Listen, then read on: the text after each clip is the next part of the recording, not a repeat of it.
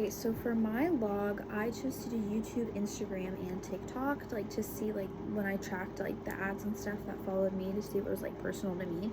And so across the three on Instagram, I kept getting like mental health and like fitness apps.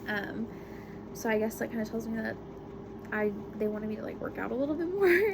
This is probably because I've recently searched like a lot of like honestly, I've searched a lot of like the fitness posts because I've needed to know like how to get like kind of like my fitness together. And it kind of implies that I guess they like really think that I'm like really into self-care and like fitness and stuff, which I guess that makes sense. I also got like a lot of mental health things on Instagram, which I did look up like mental health like techniques and things like that. So it also definitely thinks I'm somebody that cares about like my anxiety and things like that.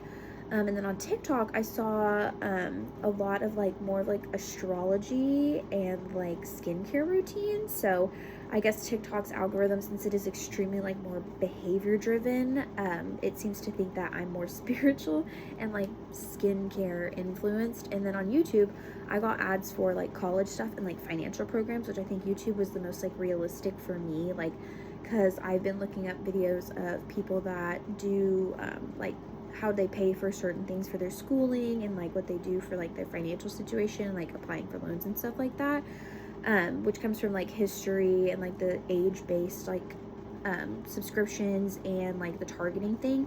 And so YouTube seems to think I'm like at a specific kind of stage in my life, which makes sense, like which is so true. Like I think that one like makes the most sense. And like all across all the platforms, the reoccurring themes were like wellness, mental health, and like fitness and like shopping, I would say.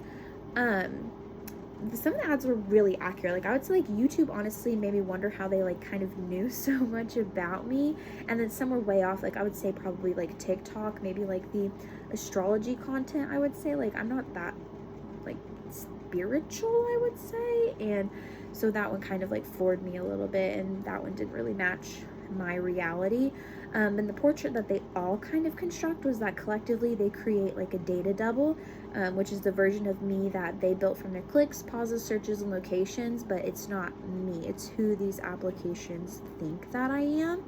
And as Safia Noble writes, she says that mathematical formulations are made by human beings. So meaning that the basis of designers becomes from, or the biases of the designers becomes the biases of the system. And that honestly made a lot of sense to me. Like I really, when I read that, I was like, oh, I get that.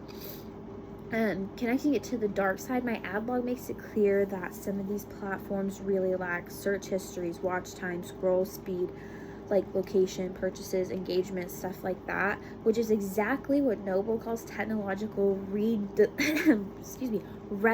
which means that the system categorizes people for profit, often in ways that reinforce inequality, not reality. And then in the video, Why Privacy Matters by Greenwald, he talked about how surveillance and even commercial surveillance changes behavior, especially when he quoted, "When we are being watched, our behavior changes dramatically. It creates censorship and conformity. Even if I'm not doing anything wrong, the fact that platforms are constantly watching how I interact and how I do things online still kind of produces like that feeling."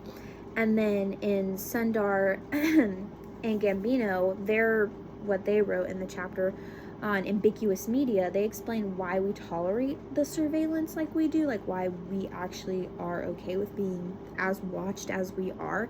They describe that the benefit heuristic of the ideas we assume our data will be used to help us. So we assume that when we're surveilled, like it's to help us, not to like watch us, but they do warn us that our smart devices can store intimate data, share with third parties, make random predictions about us, and often do so without our consent, which is a little bit scary.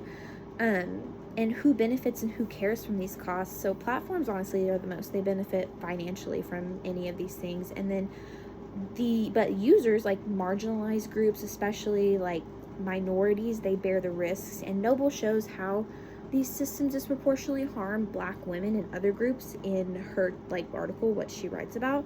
And then Greenwald shows how surveillance harms everyone's freedom in his TED Talk. That's what we watched. And then in Sundar et al., they talk about how convenience binds us all to privacy trade-offs. So the more we find convenient, the more private, like we can trade off our privacy. And honestly, the logging didn't really change my thinking. I already knew these platforms tracked me. I already knew that the exercise, like what I do, makes these platforms more visible to how I am and like what I do.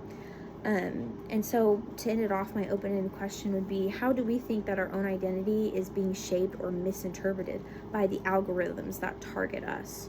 You know, like, how do we think that that really shapes and forms how we think and how we are?